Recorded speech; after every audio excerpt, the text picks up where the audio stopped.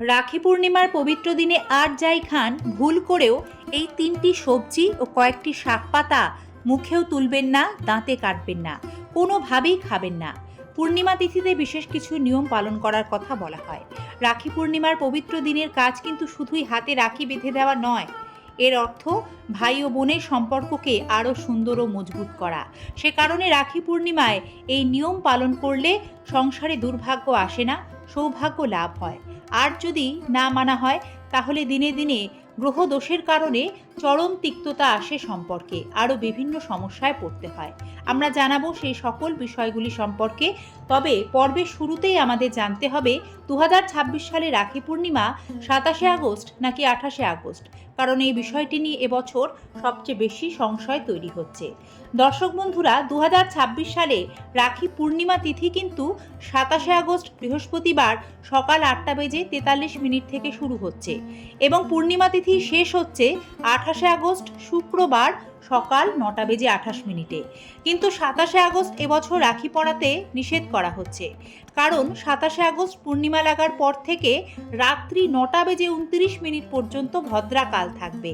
ভদ্রা এমন একটি অশুভ সময়, বলা হয় এ সময় কোনো শুভ কাজ করতে নেই, সেটি বিফলে যায়। তাই এই দিন রাখি বাঁধা অশুভ। ঠিক এই কারণেই 2026 সালে রাখি পূর্ণিমা পালিত হবে 28শে আগস্ট শুক্রবার। 28শে আগস্ট সকালবেলা থেকে ঠিক যতক্ষণ পূর্ণিমা তিথি থাকবে তার মধ্যেই কিন্তু আপনারা ভাই বা দাদার হাতে রাখি বেঁধে নেবেন সঠিক নিয়মে। 28শে আগস্ট শুক্রবার আবার এবছরের শেষ চন্দ্রগ্রহণ হতে চলেছে। তাহলে চন্দ্রগ্রহণের মধ্যে কি রাখি পরানো যাবে? নিশ্চয়ই যাবে, কারণ এই চন্দ্রগ্রহণ ভারত ও বাংলাদেশ থেকে দেখা যাবে না। গ্রহণ দেখা না গেলে তার সূতককাল বৈধ হয় না। কোনো রকম মঙ্গল অনুষ্ঠান, শুভ কাজে কোনো বিধিনিষেধ থাকে না, নিশ্চিন্তে রাখি বন্ধন পালন করা যাবে। এবার জানাবো এই তিথিতে পালনীয় আচার আচরণ, বিধিনিষেধ, কি খাবেন ও খাবেন না। জ্যোতিষশাস্ত্রে প্রচলিত বিশ্বাস, এই জিনিসগুলি অনুসরণ করলে দুর্ভাগ্য কখনো গ্রাস করে না, উল্টে ভাই বোনের সম্পর্ক সুন্দর ও মজবুত হয়। দর্শক বন্ধুরা, রাখি পূর্ণিমায় বেগুন বা বেগুন থেকে তৈরি কোনো খাবার খাওয়া সম্পূর্ণ নিষিদ্ধ। এই শুভ দিনে বেগুন সম্পূর্ণ বর্জন করুন। এর কারণ এই যে রাখি পূর্ণিমার সময়, এই সময়কালে বেগুনে ছোট ছোট পোকা হয় যা খালি চোখে দেখা যায় না, কিন্তু এ সময় বেগুন খেলে হজমের সমস্যা, অ্যালার্জি সমস্যা, বিভিন্ন সমস্যা হয়। স্বাস্থ্যগত কারণেই মূলত শাস্ত্রে বেগুন খাওয়া এ সময় নিষিদ্ধ। দ্বিতীয় নিষিদ্ধ খাবারগুলি হলো রাখি পূর্ণিমার পবিত্র দিনে নিমপাতা, উচ্ছে, করলা, কুলেখাড়া পাতা সহ সব রকম তিতো ও কষাটে খাবার ভুলেও খাবেন না। বলা হয় এতে সম্পর্কে তিক্ততা আসে, এটি লোকাচারে বিশ্বাস যদিও, কিন্তু তারপরেও বলা হয় পূর্ণিমা তিথিতে তেতো খাবার বর্জন করতে। এতে হজমের সমস্যা, পেটের গোলমালও দেখা দেয়। যদিও তেতো শরীরের জন্য কিন্তু ভীষণ উপকারী, তবে পূর্ণিমা তিথির দিনটি এই তেতো খাবার বর্জন করলেই আপনি ভালো ফল লাভ করবেন।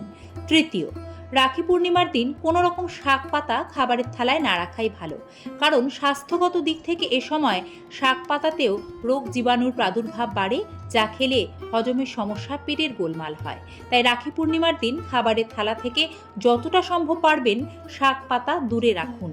পূর্ণিমা তিথিতে বেশিরভাগ বাড়িতেই শ্রী সত্যনারায়ণ পুজো হয়ে থাকে।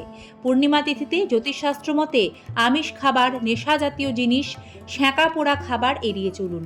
অনেকের অভ্যেস আছে বেগুন পোড়া, টমেটো পোড়া এই জাতীয় খাবার খাওয়া। পূর্ণিমা তিথির দিনটি কোনো খাবার এইভাবে পুড়িয়ে খাবেন না। এতে মা লক্ষ্মী এতটাই রুষ্ট হন যে তিনি সংসার ছেড়ে চলে যান, সংসারে দারিদ্র্য আসে। তাই পূর্ণিমার দিন কোনো খাবার পুড়িয়ে ভুল করেও খাবেন না। রাখি পূর্ণিমার এই বিশেষ নিয়মগুলি পালন করে রাখি পূর্ণিমার দিনটি উদযাপিত করুন। ভাই ও বোন উভয়েরই মঙ্গল হবে। ঈশ্বরের কাছে প্রার্থনা জানাই আপনাদের সকলেই রাখি পূর্ণিমার দিনটি আনন্দময় হয়ে উঠুক। ভালো থাকবেন। শুভ রাখি পূর্ণিমার আন্তরিক প্রীতি ও শুভেচ্ছা। আজ এখানেই শেষ করছি। ধন্যবাদ। নমস্কার।